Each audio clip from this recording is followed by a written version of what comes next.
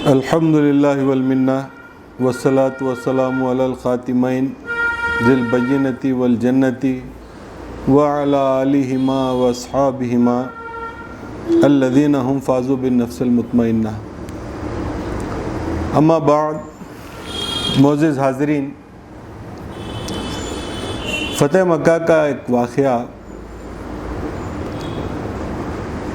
ایسا واقعہ ہے جس میں ہماری زندگی کے لیے بہت سارے اہم پیغام ہیں.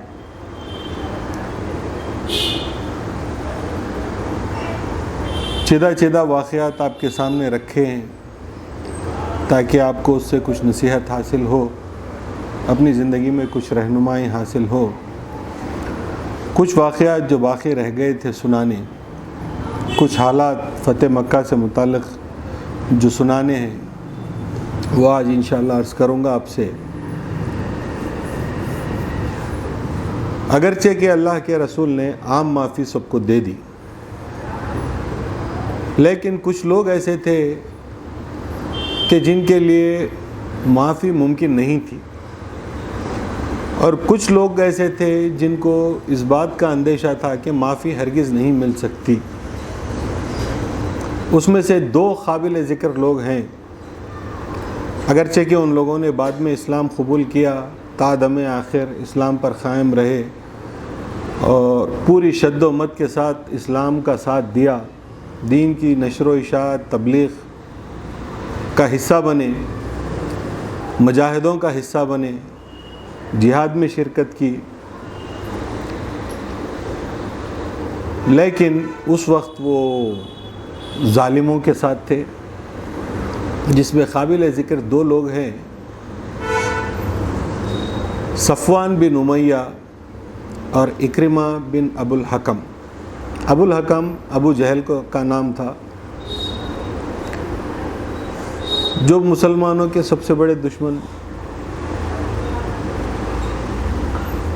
صفوان بن امیہ کے بیٹے تھے. یہ امیہ بھی مسلمانوں کا بڑا شدید دشمن. حضرت بلال اسی کے پاس کام کرتے تھے اور اسی کے غلام تھے. بڑے ظلم ڈھائے ہیں اس نے بھی مسلمانوں پر.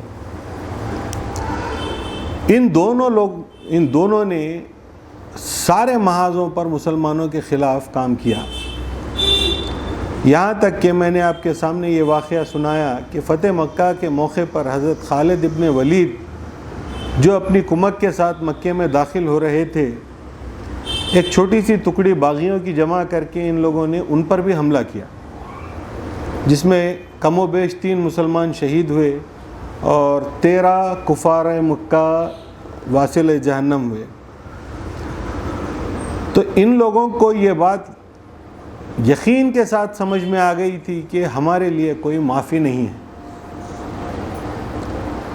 اور کچھ ایسے لوگ جن کے تعلق سے یہ کہا جاتا ہے کہ اللہ کے رسول نے جن کے لیے معافی نہیں ہونے کا حکم دیا ہے، اس میں اکرمہ بھی شامل ہیں.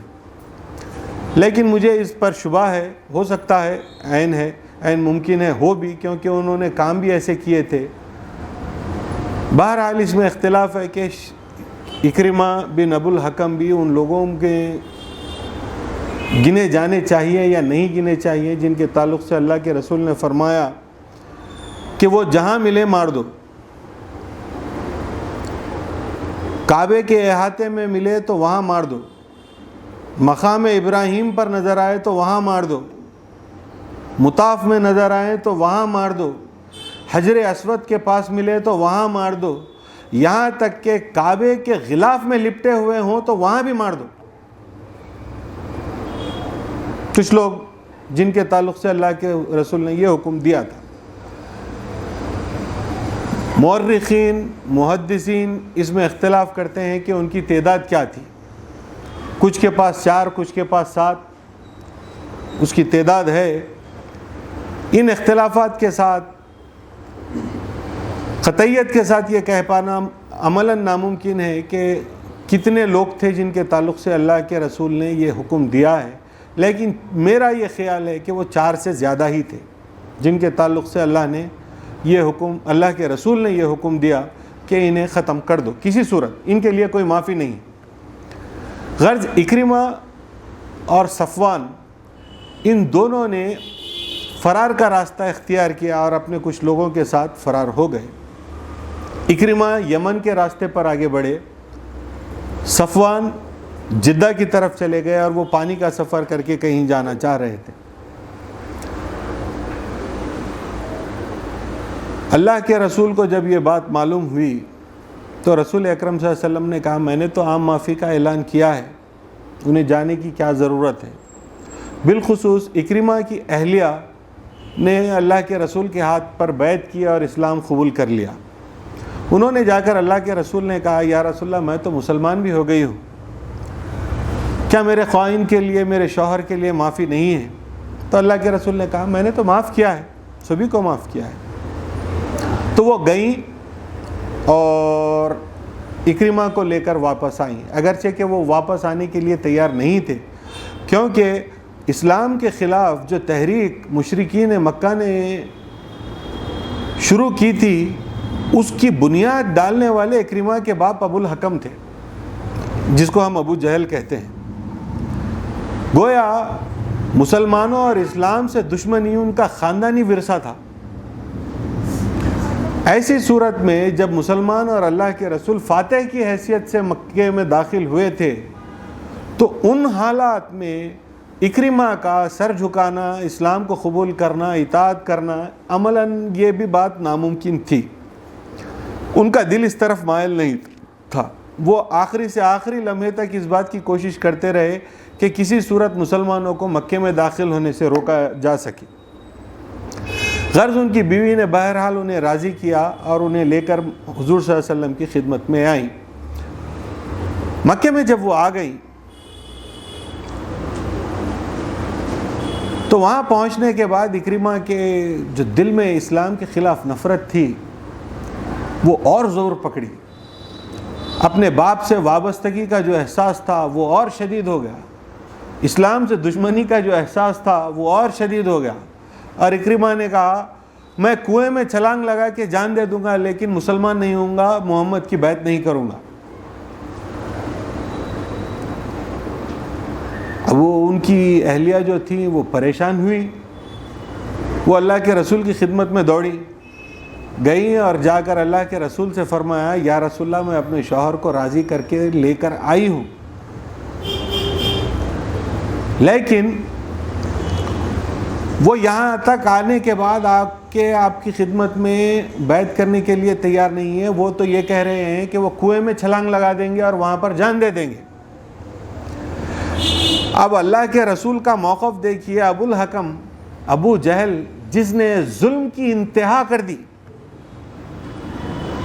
کوئی حد نہیں چھوڑی اللہ کے رسول کو تکلیف اور نقصان پہنچانے کے لیے، اب ابو جہل کا بیٹا اکرمہ جو اس کا جانشین اور وارث ہے اور اعتقاداً بھی ابو جہل کے عقیدے پہ شد و مت کے ساتھ یہاں تک قائم ہے کہ وہ کنویں میں چھلانگ لگا کے جان دے دینے کو پسند کر رہا ہے، لیکن بیعت کر کے مسلمان ہونا یا اللہ کے رسول سے معافی مانگ لینے کے لیے تیار نہیں ہے۔ حالانکہ ایک شرط یہ نہیں رکھی گئی تھی مشرکین مکہ کے لیے کہ تم بیعت کرو اور مسلمان ہو تو تمہیں معافی ملے گی، اللہ کے رسول نے عام معافی دے دی۔ چنانچہ کئی لوگوں نے فتح مکہ کے کافی زمانے کے بعد اسلام قبول کیا۔ فتح مکہ کے موقع پر سب کے سب قریش نے اسلام قبول نہیں کیا، لیکن وہ اس بات کے لیے بھی تیار نہیں تھا کہ اللہ کے رسول کی خدمت میں حاضر ہوتا اور اللہ کے رسول سے اپنے کیے ہوئے گناہوں پر پشیمانی ظاہر کرتا۔ لیکن اس کے باوجود اللہ کے رسول کہ رحم کا عالم دیکھیے، اس وقت آپ بیٹھے ہوئے تھے اور آپ نے اوپر جو ہے چادر اوڑھی ہوئی تھی، تہبند باندھے ہوئے تھے اور چادر اوڑھی ہوئی تھی۔ جب انہوں نے آ کر اللہ کے رسول سے کہا کہ یہ معاملہ ہے اور وہ تو کنویں میں چھلانگ لگانے تیار ہے، آپ نے کہا کہاں ہے؟ تو کہا وہاں پر کنویں کے راستے پر، انہوں نے ڈائریکشن بتا دیا۔ اللہ کے رسول بیٹھے ہوئے تھے، اٹھ کے کھڑے ہوئے اور آپ کی جو چادر تھی وہ آپ کے کاندھوں سے ڈھلک گئی، گر گئی، آپ اسی حالت میں دوڑتے ہوئے گئے اور وہاں پر اکرمہ جو کنویں میں چھلانگ لگانے کی کوشش کر رہے تھے پیچھے سے آیا اور ان کے دونوں گالوں کو اپنے ہاتھوں سے پکڑ لیا۔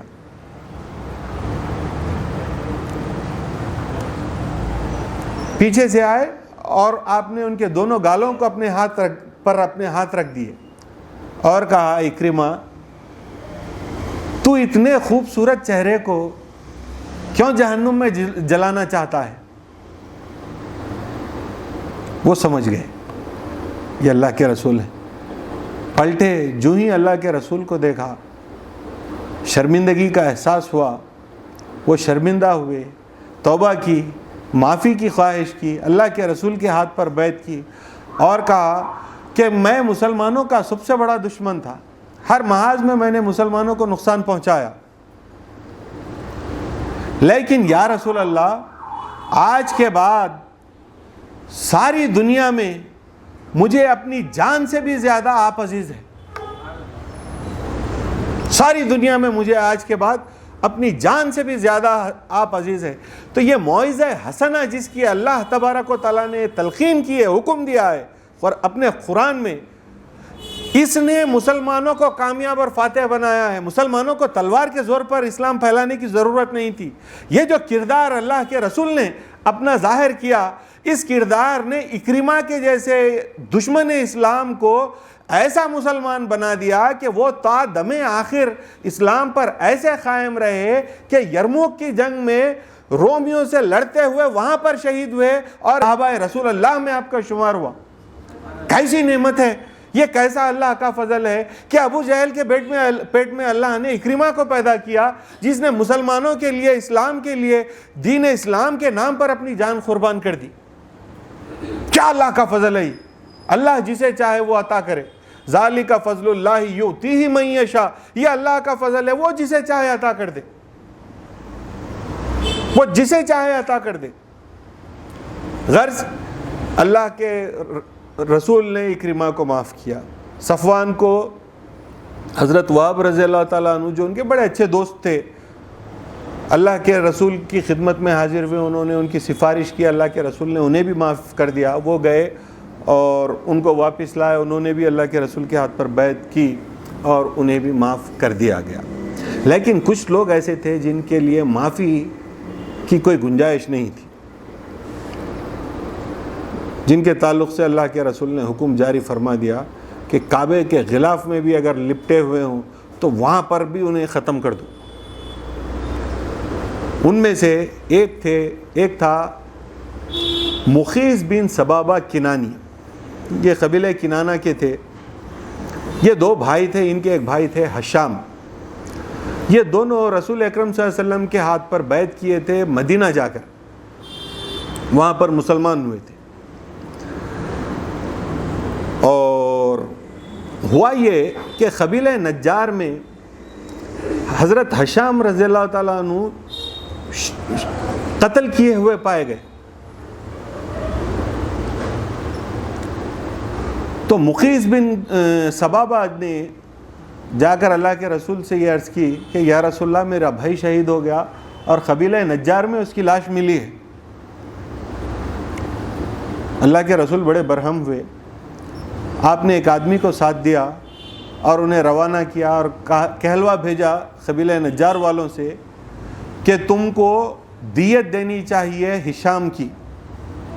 یا تو یہ کرو کہ جس نے قتل کیا ہے اگر تم اسے جانتے ہو تو اسے ہمارے حوالے کر دو، اور اگر نہیں جانتے تو چونکہ یہ تمہارے قبیلے میں ہوا ہے تو تمہارے ہی کسی آدمی نے کیا ہے، اس بنا پر تمہیں یہ چاہیے کہ 100 اونٹ کی صورت میں اس کی دیت ادا کی جائے، حشام کی دیت. دونوں گئے. وہ قبیلہ نجار والوں کو جب یہ دونوں جا کر اللہ کے رسول کا پیغام سنائے تو ان لوگوں نے فوری اس بات کو قبول کر لیا اور 100 اونٹ، چونکہ وہ جانتے نہیں تھے کہ کس نے یہ کام کیا ہے، تو دیت کے طور پر 100 اونٹ انہیں فوری ان کے حوالے کر دیے. لیکن یہ مخیز جو تھا یہ بڑا بدباطن تھا. اس نے لالچ میں آ کر جن صحابی کو اللہ کے رسول نے ان کے ساتھ بھیجا تھا انہیں شہید کر دیا راستے میں. وہ 100 اونٹ لے کر مکے کی طرف بھاگا اور یہ شعر پڑھتا ہوا گیا، کچھ اشعار پڑھتا ہوا گیا جن کا معنی یہ ہے کہ میں نے بہترین صلہ اپنے بھائی کی موت کا حاصل کر لیا اور میں اسلام چھوڑ کر اپنے بتوں کی طرف لوٹنے میں پہل کر رہا ہوں. وہ مکے کی طرف واپس لوٹ گیا، دین سے مرتد ہوا، اعتماد کو نقصان پہنچایا، صحابی کا قتل کیا، دیت کے اونٹ لے کر مکہ بھاگ گیا مرتد ہو کر۔ اللہ کے رسول نے کہا یہ جہاں ملے، یہ جہاں ملے اسے وہیں پر ختم کر دو۔ چنانچہ جن لوگوں کو قتل کیا گیا وہ قتل ہونے والے لوگوں میں یہ مقیس بن ثبابہ ایک آدمی تھا۔ میں ایگزیکٹ فگر آپ کے سامنے نہیں کہہ رہا ہوں 4 7 کتنے تھے، کیونکہ جن کے تعلق سے روایات موجود ہیں، جن کے تعلق سے گفتگو کی جا سکتی ہے، میں ان کا ذکر کر رہا ہوں کہ یہ تھا مقیس بن ثبابہ۔ اب اس کے علاوہ ایک تھا ابن خطل۔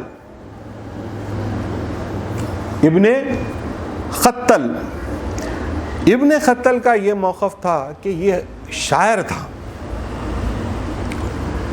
شاعری بڑے کام کرتی تھی اس زمانے میں بھی، اور اس زمانے میں بھی بڑے کام ہوتے ہیں۔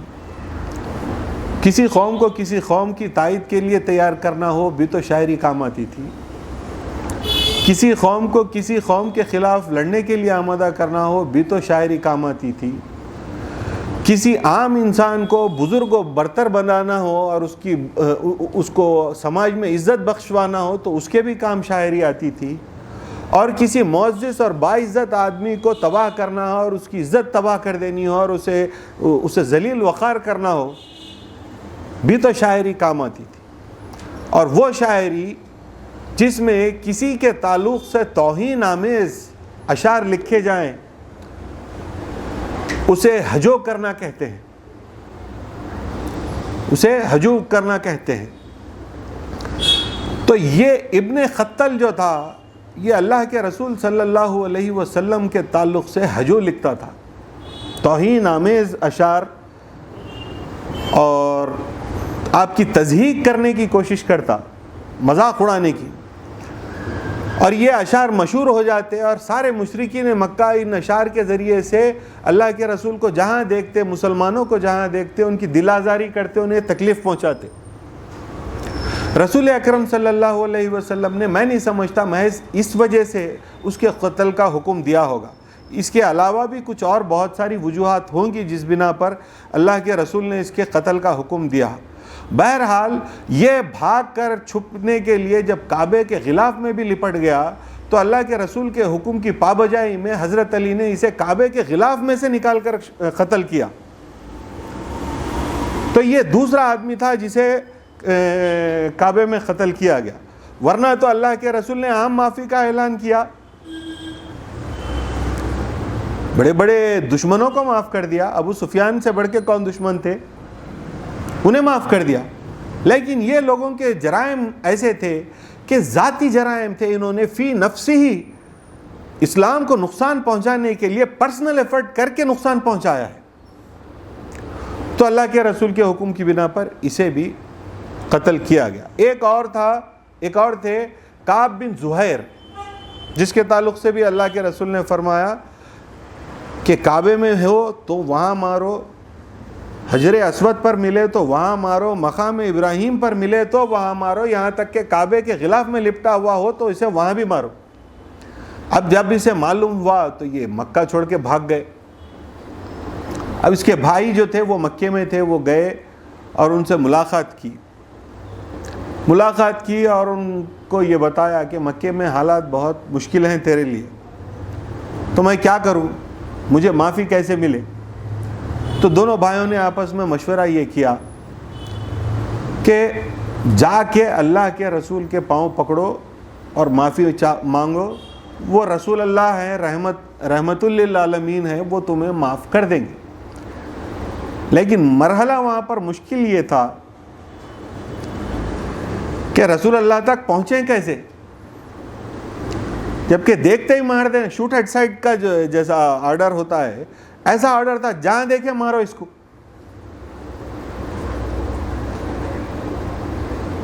اب کعب کے بھائی نے یہ مشورہ دیا کہ تم جاؤ اور وہ ان سے مل کے معافی چاہ لو۔ رات ہو گئی، اللہ کے رسول صحن کعبہ میں تشریف فرما تھے، صحابہ آپ کے ارد گرد بیٹھے ہوئے تھے، رات کا اندھیرا تھا، وہ اندھیرے کا فائدہ اٹھاتے ہوئے کعب جو ہے اللہ کے رسول کے صحابہ کے بیچ میں آ کے اندھیرے میں آ کے بیٹھ گئے خاموشی سے آپ کے قریب.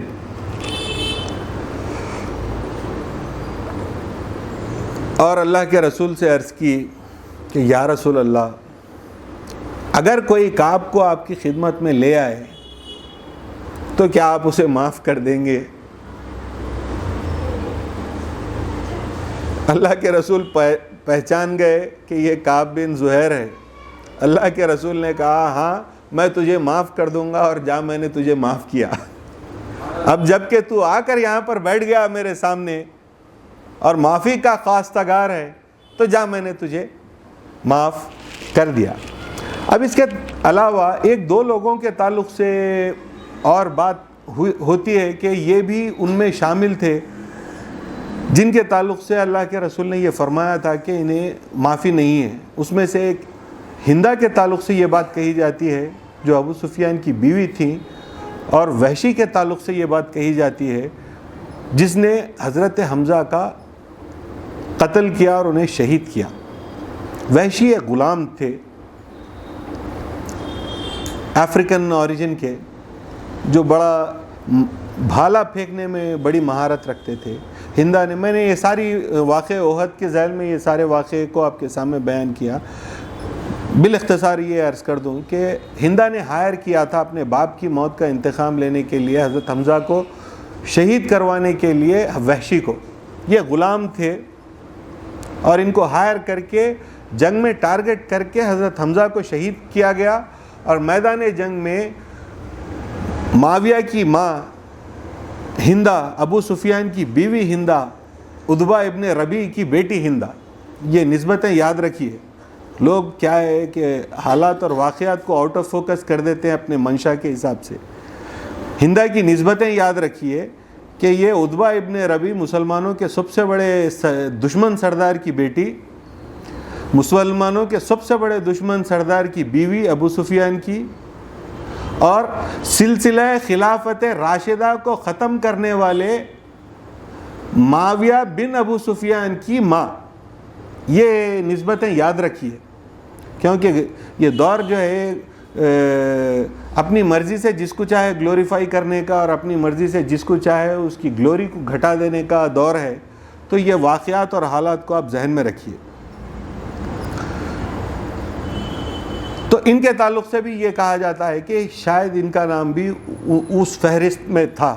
لیکن مجھے اس سلسلے میں یہ عرض کرنا ہے کہ مکہ فتح ہونے سے پہلے، مکے میں داخل ہونے سے پہلے جب اللہ کے رسول نے یہ اعلان کیا ہے کہ وہ جو کعبے میں ہے اسے امان ہے، وہ جو ابو سفیان کے گھر میں ہے اسے امان ہے، تو میں نہیں سمجھتا اللہ کے رسول نے جب مطلق یہ فرما دیا کہ وہ جو ابو سفیان کے گھر میں ہے اسے امان ہے، اس کے بعد میں ہندا کا نام اس فہرست میں باقی تھا ہوگا.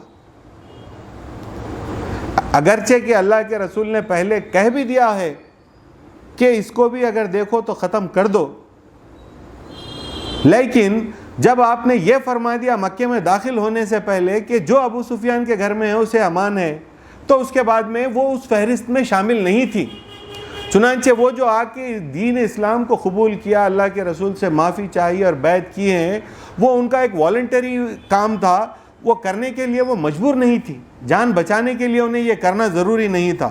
اب اس کے پیچھے ان کے دل کی حالت وہ جانے اور اللہ جانے، اس کے اوپر ہمیں تبصرہ کرنے کی ضرورت نہیں ہے. لیکن ان کا اس سلسلے میں اس فہرست میں ہونا ممکن نہیں ہے. رہا سوال وحشی کا، تو یہ ممکن ہے کہ شاید وحشی کا نام اس فہرست میں ہو. بعض مورخین نے ان کے نام کو اس فہرست میں گردانا ہے اور ہمیں اس سے کوئی اختلاف نہیں ہے، ممکن ہے ان کا نام بھی ہوگا اس فہرست میں. لیکن ان کا تعلق حضرت بلال سے تھا، کوئی رشتہ داری نہیں تھی، ملاقات دوستی اس انداز کی کے تعلقات تھے حضرت بلال سے.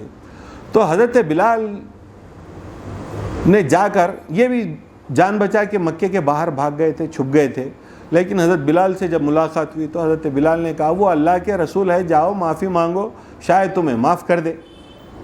اب مسئلہ یہ تھا کہ کوئی ایسا مسلمان نہیں تھا جس کے دل میں حضرت حمزہ سے محبت نہیں تھی.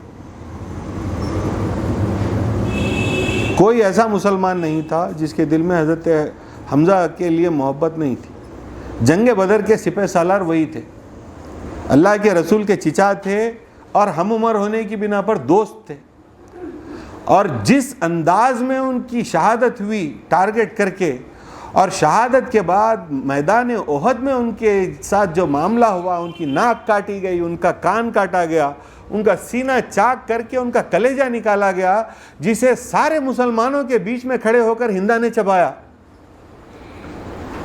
یہ ایک انسانیت سوز واقعہ جس کی نظیر تاریخ نہیں پیش کر سکتی. تو مسلمان یہ آسانی سے بھول نہیں سکتے تھے, اور وحشی اس کے بیچ و بیچ والا کردار تھا اس واقعے کے, تو اس کو معافی ملنا یہ ناممکن بات تھی. تو یہ عین ممکن ہے کہ وحشی کا نام اس میں ہوگا, لیکن حضرت بلال کے کہنے پر جب وحشی اللہ کے رسول کی خدمت میں حاضر ہوا اور اس نے اپنی معافی کی درخواست کی, تو رسول اکرم صلی اللہ علیہ وسلم نے انہیں بھی معاف کر دیا. ایسے بڑے ظالم کو, ایسے بڑے قاتل کو بھی اللہ کے رسول نے معاف کر دیا. لیکن معافی ملنے کے بعد میں جس کو اللہ عزت بخشنا چاہتا ہے اللہ اسے عزت بخشتا ہے. اللہ جسے عزت دینا چاہے اللہ اسے عزت دیتا ہے. مسلمانوں کی نظروں میں دنیا کا بدترین انسان جس نے حمزہ کا قتل کیا ہے وحشی, اب مسلمان ہو گیا, اور اللہ نے اس کے ہاتھ سے اتنا بڑا کام لیا کہ جس بنا پر تاریخ انسانیت اس کی احسان مند ہے. وہ یہ کہ رسول اکرم صلی اللہ علیہ وسلم کے پردہ فرما لینے کے بعد کئی ایسے جعلی اور نقلی دھوکے باز, کاہن, سحر کرنے والے نبی ہونے کا دعویٰ کیے تھے, جس میں سے سب سے بڑا دعوے دار جو تھا وہ مسیلمہ کذاب تھا. اللہ تبارک و تعالیٰ نے وحشی کو یہ عزت دی کہ انہی کے نیزے سے یہ مسیلمہ کذاب واصل جہنم ہوا, اور وہ نیزہ چلانے کے بعد وحشی نے یہ کہا کہ اسی نیزے سے میں نے دنیا کے سب سے بہترین انسان حضرت حمزہ کو شہید کیا, اور اسی نیزے سے اللہ نے دنیا کے بدترین انسان کو واصل جہنم میرے ہاتھ سے کروایا. یہ نیزہ اب میرے کسی کام کا نہیں ہے. اس کے بعد میں انہوں نے جنگ چھوڑ دی. کیسی عزت کس کو اللہ نے دی ہے, وہ جسے چاہے وہ عزت دے دے. لیکن معاملہ یہ ہوا کہ ان دو لوگوں کے تعلق سے اللہ کے رسول نے یہ فرمایا, ایک تو ہندا اور دوسرا وحشی, کہ میں نے تمہیں معافی دے دی, میں تمہیں معاف کر چکا, لیکن تم زندگی میں میری نظر کے سامنے پھر نہیں آنا. تم کبھی دوبارہ میری نظروں کے سامنے نہیں آنا, کیونکہ جب تم آؤ گے میری نظروں کے سامنے میں تمہیں جب دیکھوں گا مجھے اپنے چچا کی وہ لاش نظر آئے گی, مجھے اپنے چچا کا وہ شہید ہونا نظر آئے گا, مجھے اپنے چچا کا وہ کلیجہ چبایا جانا نظر آئے گا. میں اس منظر کو بھول نہیں سکتا, تم میرے سامنے پھر کبھی نہیں آنا. تو غرض یہ سارا معاملہ ہوا. ایک اور شخص جس کا ذکر کرنا ضروری تھا وہ ہے عبد بن سراح. عبداللہ بن سعد بن سراح کے تعلق سے بھی اللہ کے رسول نے یہ فرمایا تھا کہ اسے بھی معافی نہیں ہے. لیکن حضرت عثمان نے خرابت داری کی بنا پر, اب حضرت عثمان کا بھی مسئلہ جیسا حضرت عباس کے ساتھ جو معاملہ تھا وہ حضرت عثمان کے ساتھ بھی معاملہ تھا. ان کے مزاج میں اخربہ پروری تھی, اسی بنا پر ان کے دور خلافت نے جو حالات دیکھے ہیں, مروان کے جیسے لوگوں کو حکومت میں جگہ ملی, تو یہ ان کی اخربہ پروری, ان کے مزاج کی نرمی تھی. بہرحال انہوں نے اس کو امان دے دی. یہ بڑا دلچسپ واقعہ ہے. اس واقعے پر آج کی گفتگو کو ختم کریں گے کہ حضرت عثمان نے انہیں امان دے دی اور انہیں صحن کعبہ میں پہنچایا, اللہ کے رسول کی خدمت میں پیش کیا. رسول اکرم تشریف فرما تھے. حضرت عثمان نے کہا یا رسول اللہ اسے معاف کر دے اور اس کی جان بخش دے. اللہ کے رسول نے انہیں دیکھا اور نیچے منڈی کر لی. اب ادھر حضرت عمر بے چین ہے کہ اسے قتل کر دیں. دوسرے صاحب دشمنان اسلام بڑے شدید دشمن تھے یہ. پھر حضرت عثمان نے کہا یا رسول اللہ اس کی جان بخش دے, اسے معاف کر دیں. اللہ کے رسول نے یوں دیکھا, پھر نیچے منڈی کر لی اور منڈی ہلائی. پھر حضرت عثمان نے کہا یا رسول اللہ اسے معاف کر دیں. پھر اللہ کے رسول نے منع کر دیا, نیچے منڈی کر لی. چوتھی مرتبہ پھر حضرت عثمان نے کہا یا رسول اللہ اسے معاف فرما دیں. اللہ کے رسول نے دیکھا اور کہا ٹھیک ہے جاؤ, معاف کیا. اب حضرت عمر مشتعل ہو گئے, اشتعال میں آ گئے اور کہا یا رسول اللہ اتنے بڑے دشمن کو اس کو کیسے معاف کر سکتے ہیں؟ آپ حکم دیجئے میں ابھی اسے قتل کر دیتا ہوں. تو اللہ کے رسول نے فرمایا عمر اتنی دیر سے کیا کر رہے تھے؟ کیا تمہیں میرے حکم کا پاس نہیں تھا؟ میں نے کہا کعبے کے غلاف میں بھی نظر آئے تو مار دو. عثمان مجھ سے معافی کی درخواست کر رہے ہیں اور میں انکار کر رہا ہوں, تو تمہیں میرے حکم کا پاس ہونا چاہیے تھا, تمہیں مار دینا چاہیے تھا. تم انتظار کس بات کا کر رہے تھے؟ حضرت عمر نے کہا یا رسول اللہ ہم تو سمجھے ہی نہیں, آپ اشارہ کر دیتے تو میں مار دیتا اسے. تو اللہ کے رسول نے فرمایا یہ اشارے اور کنایے کرنا رسول اللہ کے لیے روا نہیں ہے. یہ اشارے کنایے کرنا اللہ کے رسول کا کام نہیں ہے. غرض اس کو بھی معافی ہو گئی. تو اس واقعے سے یہ نصیحت ہم کو ملتی ہے کہ اللہ کے رسول کے حکم کے خلاف تقاضا کرنے والا اپنا بھائی عثمان ہی کیوں نہ ہو, اپنی زندگی میں اللہ کے رسول کے احکام کے مقابلے میں اپنی ماں کی کوئی بات ہو, اپنے باپ کی کوئی بات ہو, اپنے کسی عزیز کی کوئی بات ہو, اپنے کسی رشتہ دار کی کوئی بات ہو, اگر کسی کی بات اللہ کے رسول کی بات کے مخالف ہو جائے اور وہ آپ کے سامنے موجود ہو تو لمحہ بھر بھی توقف کیے بغیر اگر آپ نے اللہ کے رسول کی بات کی اطاعت نہیں کی تو آپ کو پچھتانا پڑے گا اور وہ افسوس کے ساتھ آپ جئیں گے تا دم آخر. وہ تو پھر بھی عمر تھے جو اللہ کے رسول کی زندگی میں موجود تھے. آپ کے اور میرے بارے میں اگر ہم غور کریں گے تو یہاں پر ہمیں معافی دلانے والا, ہمیں معاف کرانے والا کون ہے؟ ہم تو ڈرتے لرزتے ترستے تقوی کا دامن تھامے ہوئے یہ کوشش کریں کہ کہیں ہم سے کوئی ایسی غلطی نہ ہو جس سے اللہ کے رسول کی خوشنودی سے محروم ہو جائیں, ان کے تصرف سے محروم ہو جائیں. ہمیں ہر حال میں یہ کوشش کرنا ہے کہ اللہ کے رسول کو ہم راضی رکھیں. ہم اپنے اسوے کو اس طرح تیار کریں کہ اللہ کے رسول کے اسوے کے مطابق وہ اسوہ ہو اور ہماری زندگی اللہ کے رسول کے اسوے کے مطابق ہماری زندگی ہم گزارنے کی کوشش کریں. اور جس کو اس نسبت سے اللہ کے رسول سے کوئی نسبت پیدا ہو کہ اس کے اخلاق, اس کے عادات, اس کے اطوار, اس کا طور طریقہ ایسا ہے جیسا کہ اللہ کے رسول کو مطلوب ہے اور منظور ہے اور محبوب ہے, تو اس کا نتیجہ یہ ہوتا ہے کہ اگرچہ کہ بلال حبشی کیوں نہ ہو, اللہ کے رسول نے اس نسبت سے ان کو یہ عزت دی کہ رسول اللہ ٹھہرے ہوئے ہیں. بڑے بڑے جلیل القدر صحابہ سب کھڑے ہوئے ہیں, حضرت علی کھڑے ہوئے ہیں, عمر ٹھہرے ہوئے ہیں, ابو بکر ٹھہرے ہوئے ہیں, عباس ٹھہرے ہوئے ہیں آپ کے چچا, بڑے بڑے قریش کے سردار ٹھہرے ہوئے ہیں. سب کے سب کی موجودگی میں اللہ نے حضرت بلال کو یہ عزت بخشی کہ اللہ کے رسول نے فرمایا بلال تم جاؤ اور کعبے کی چھت پہ کھڑے ہو جاؤ اور آج ظہر کی نماز کی اذان تم کعبے کی چھت سے دینا. حضرت بلال کعبے کی چھت پر چڑھ گئے. کیا عزت کس کو اللہ نے بخشی ہے. دیکھیے ایک دور تھا کہ امیہ نے دھوپ میں چت لٹا کر حضرت بلال کی چھاتی پر سل رکھ دی.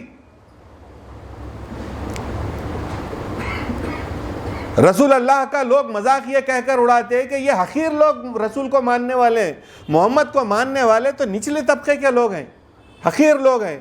اور اللہ نے اس بلال کو یہ عزت بخشی کہ سارے سرداران قریش کھڑے ہوئے تھے بلا استثناء، چاہے مسلمان ہو یا مشرک مکہ ہو، سب کے بیچ میں اللہ نے بلال حبشی کو یہ عزت بخشی کہ وہ کعبے کی چھت پر کھڑے ہوئے تھے اور وہاں کھڑے ہو کر اللہ کے پیغام کو بلند کیا، اور نماز کا وقت آیا تو اذان اللہ تبارک و تعالیٰ نے بلال حبشی سے دلوائی.